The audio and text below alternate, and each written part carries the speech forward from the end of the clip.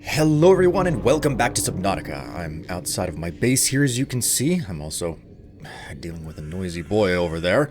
Let's just go ahead and hop inside. So, the last time I was out at the floating islands, and when I came back, there's another radio message. But before we can get to that, I need to make use of some of the things I figured out how to make while at the floating island, namely these composite plant pots. I managed to get some seeds for marble melons and Chinese potato, so I need a stable food supply, and this is what it's going to be. Marble melons and Chinese potatoes, so go ahead and plant up that rotten Chinese potato and the seeds, and there we go. It's going to take a while for that to grow, but it's on the way. The other thing is I'm hungry, so I'm going to go ahead and cook some fish, which I can't remember if I've done before. It is common for those accustomed to synthetic foods to be repulsed by eating an animal carcass. Remember that humans survived this way for millennia. You can too. Well, okay then, I guess I haven't cooked fish before. I can't remember, it's been a while. But I'm going to be out of base for quite a while, so I need rations while I'm out. So I'm going to go ahead and cure a couple of these boomerang fish with salt. I've never done this before. I thought I'd just show off the process. And this is the most important part. If I come in here, you can see that the Gary fish has like a bar next to it while the boomerang fish don't have a bar. And that's because cooked fish can spoil, cured fish cannot spoil. Anyways, I'm going to listen to the radio, but I've got to activate an old waymarker, because now that the sea moth has a depth upgrade module, this LifePod 17 stranded near a cave, Ozzy from the cafeteria, that cave system I can now get into because I have the depth upgrade module on the sea moth outside. So that's what we're going to do today. But before that, let's go ahead and listen to this radio message. Aurora, this is Sunbeam again. We just picked up a massive debris field at your location. I didn't know how many of you... I didn't know. We're now en route to your location.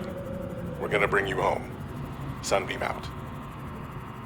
What else can I say?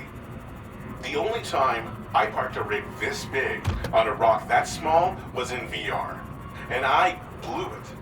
It's a bad option, all right, but so are all the others.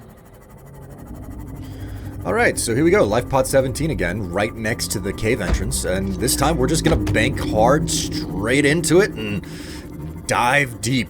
This is actually one of the first biomes in the game that you're intended to go to that is truly dangerous. It's not the most dangerous, but welcome to the Jellyshroom cave. Jellyshroom. There's tons of materials, there's tons of resources down here, and more importantly, this is one of the first biomes that just makes your eyes pop. Why can't I... Remember that materials you gather are the property of the All-Terra Corporation. You will be liable to reimburse the full market price. Your current bill stands at 3 million credits. Oh, nice. The conditions in this cave support a microcosm of unique, possibly predatory life forms. Detecting an artificial structure somewhere in the region. Artificial structure, hey? That might have something to do with the fact that the Degas crew wanted to go underwater at some point. Magnetite. Magnetite is an iron oxide valued for its magnetic potential amongst other qualities. It is used in many Federation technologies, including sonar and torpedo systems.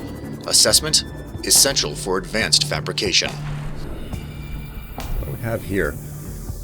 Not very much, just a platform with a... Location uploaded to PDA. Integrating new PDA data. Man, my PDA just insists on making lots of noise. Alright, what is this about? Environment log. User Paul Torgel requested cross-referencing of local environment scans with ideal habitat construction conditions, displaying results. Large subterranean cavern with multiple entrances. Conditions support a unique microcosm of predatory life forms. Minor structural instability in cave walls. Extensive resource deposits. Average environment safety rating, C. Optimal habitat site safety rating, B. Site 7 has been selected as the optimal habitat construction site for the following reasons. Close proximity to one of the cave entrances in case of emergency. Medium distance from predatory organisms. Stable foundations on which to build. Ready access to materials. A signal tracking the site has been created. Look at that. That's a thermal vent. No wonder they built down here. That's basically an infinite supply of energy, at least in terms of, like, human lifespan. Building next to... Using a thermal reactor power station is really one of the better options that you can have in this game. Although, admittedly, all of the power options are perfectly fine. You can go ahead... Like, personally, I think that the nuclear option is great because, well, it's... Once you build it, like, it generates so much power over its lifetime from, like, a single fuel rod, you just basically set it up and you never have to worry about it again for the rest of the game. There's not much, like, yeah, sure, it'll run out eventually, but you don't have to constantly manage it. And you have to build the radiation suit sooner or later to get into the Aurora as well, so you're gonna have that sitting around. Anyways, this is what we're searching for. The Dagazi crew definitely found their way into the depths. There's no question about that. Alright, so, because I've... What is that? Am I dealing with another worm? Ooh! Yes, it would appear that I am. Oh, ow. That was some damage that he did. Oh, my word. Okay, he's not gonna leave me alone, so I better ram him. Oh, my God! Okay, the hull is looking like Swiss cheese. I better park this rig and patch it up. So here's the deal. This particular sea base is loaded down with lots of logs. So what I'm going to do is I'm basically going to rush inside and try to pick up as many logs as I can, and then run around and pick up a whole bunch of the technology fragments around it, and we'll just listen to the logs sequentially back to back to back to back as soon as I start picking them up, because, well, you know, whenever you get into a base with a whole bunch of audio logs, I basically stop talking. So, but the story here is absolutely worth listening to. So let's just hope that none of the little worms coming out of the mushrooms decide to make my day super bad. And let's start listening to what's on these PDAs. Here we go. Integrating new PDA data. Son, there is always a pecking order. And in our world, money makes a hierarchy. I pay Maida a fraction of what I pay you, and you a fraction of what I pay me. If money makes the hierarchy, why is Marguerite making the decisions? We need her. We let her think what she likes, so long as she does what she's told. What if she doesn't? For enough money, she will. People always do. I thought it might get claustrophobic living underwater. Father feels it is.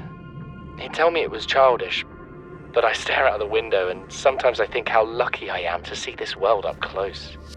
Back on the island, I wouldn't have believed the creatures that live down here. The fish, they glow. There's one that's 90% eyeball. Snakes twice the length of a habitat compartment. Certainly, it's not all friendly. Most of the plant life is toxic.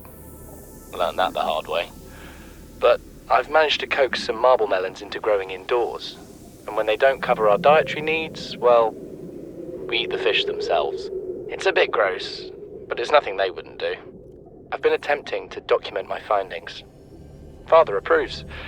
He says understanding is power, that the more we know about this planet, the more we can use it to our advantage. I'm just doing it because it's fun. It's not easy without proper equipment and network access, but the old-fashioned way, observing, taking notes, testing theories, shows me the world in a way a spectroscopic analysis never could. Lately, I've been watching the crab snakes. They ambush their prey as it tries to feed on the mushrooms they hide in. What they don't eat settles on the seabed, which fertilizes the mushrooms, which feeds the herbivores, and so the chain continues. Co-evolution gives me the fuzzies.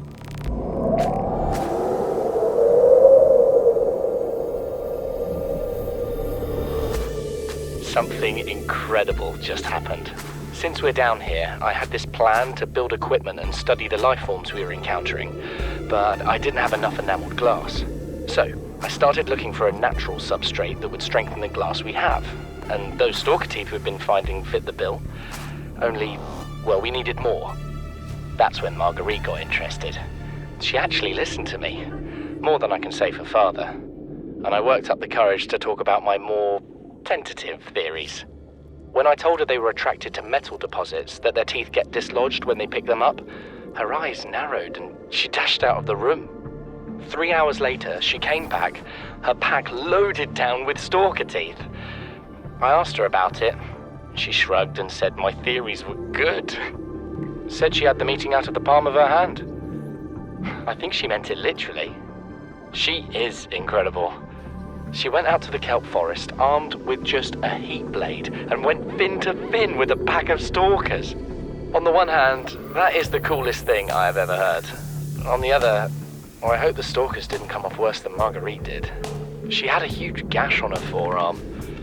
I don't think things went as smoothly as she made out. And what's the point in surviving here if we have to kill everything that makes it so wonderful? I wish I knew more about these animals, but Father won't let me leave the habitat. Maybe with all this glass, we could build a containment unit and get up close to them. We're already 200 meters below sea level. You want to go deeper? Look around us, Chief. Water leaking through the hull, water outside the hatch. We're drowning real slow.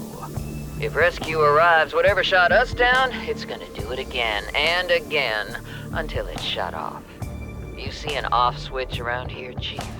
Why would it any more likely be half a kilometer down? Your kid found something on the scanner. There's something down there. Something that shouldn't be. You're mad. I'm going all the same, and I have an idea you two are gonna follow. But if you do, be mindful. Your authority stopped at sea level.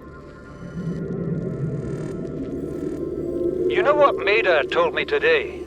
She wants to build a habitat 500 meters below sea level, more than a kilometer northeast of here. And she needs Bart and I to do it. She's got it into her head that she can save us if she just acts recklessly enough. But I've hauled Star Wars to Neptune, Plasteel to the Federation. This family operates 9 different mining colonies across the Ariadne Arm. Maida thinks she's better suited to lead. Her contract still says otherwise. But I just cannot damn well tell whether it's the stupidest idea I ever heard, or my only hope. I turned 80 years old last week. I thought I had another 80 in me, but marooned on this planet, there's no swapping out of my liver when the old one fails.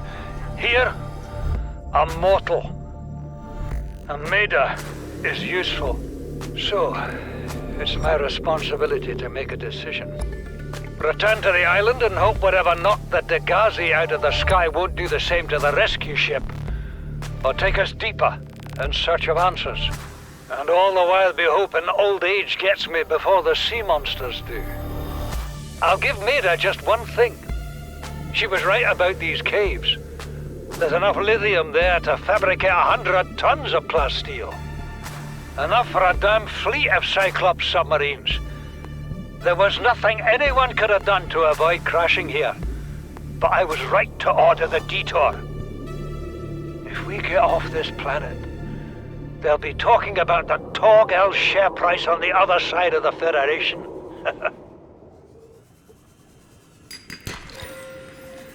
Oh, give me a break. More gold. It's now coming back to me. I remember complaining earlier in the series that, like, I was inundated with a stupid amount of gold in previous playthroughs. And I thought for some reason it came from, like, sandstone, but no, now I'm realizing it was because I was looking for things like diamonds that come from shale. My inventory is also pretty well full. Okay, that's the proposed Degazi. There's a third Degazi base that I need to find, and I'll have to get to it eventually, but for now, I need to get myself out of this cave, because my inventory is basically full. I've got just about everything that I need out of this place. If I need more materials, I know how to get back here. That's the most important part. Now, this particular sea base was built where it was specifically because it had immediate access out directly up. That being said, it's pretty clear that you're supposed to come in through the entrance from next to LifePod 17 because of the way the devs are leading you around. Anyways, now that you know about this exit, let's go ahead and get back to base, shall we? Welcome aboard, Captain. Oh, hello, and welcome, computer. Thank you. Alright, so, now that I've got all of these materials, most importantly, the diamonds, okay? What I need to do is I need to make myself a laser cutter.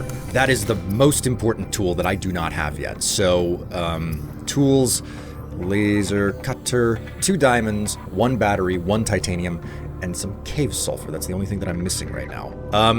I think that I have some extra over in organics here. Yeah, sure enough I do. Okay, I can make myself a laser cutter, and this means that next time I'll be able to start venturing into some of the further out wrecks that are like sealed up and I have to cut through the doors to get into them. This will also let me get into the Aurora eventually, but that'll have to wait for another time. Until next time though, thanks for watching everybody, and I'll see you next time.